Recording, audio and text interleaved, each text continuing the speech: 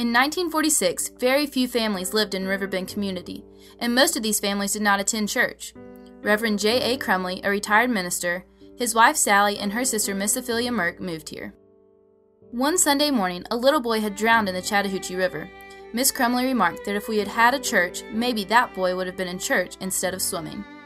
She began to dream and pray for a church. Her faith, as well as Preacher Crumley's and Miss Merck's, was very strong.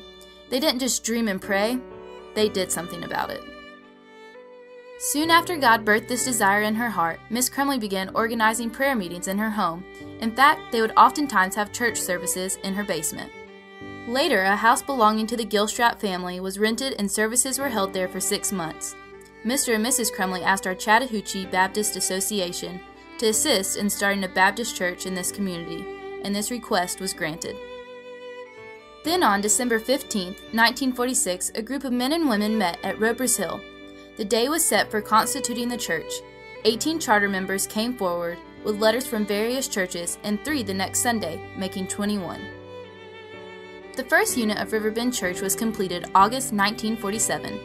At that time, following our first Bible school conducted by Miss Will Bell, our first revival was held in the basement. 18 people came to know the Lord that day. A survey was made to raise money for the first unit. We never had much money on hand, but it never gave out. There were many stumbling blocks, but the people of Riverbend kept the faith, and God gave the victory. It was remarkable to watch not only the church grow, but the people with it. Men and women who were scared to death to talk before a group of people were soon giving chapters in study course books, leading in prayer meetings, teaching classes, and assuming other places of leadership. The members were very close and hated to miss even one meeting. God was at work in the lives of His people. The sanctuary was finally built, and the congregation moved out of the basement in 1952. Then, in 1967, the educational building was added. Finally, in 1987, members moved into their new sanctuary, which would seat roughly about 450 people, twice as many as the old sanctuary.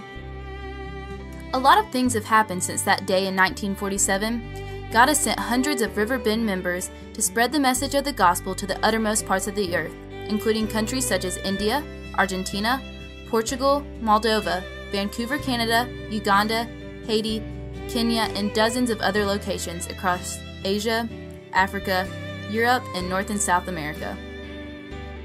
In addition to that, God has raised men and women up to serve here in our local community with the establishment of Joe's Place, while also partnering with groups such as Church on the Street, Good News at Noon, Rahab's Rope, and the Gainesville Care Center.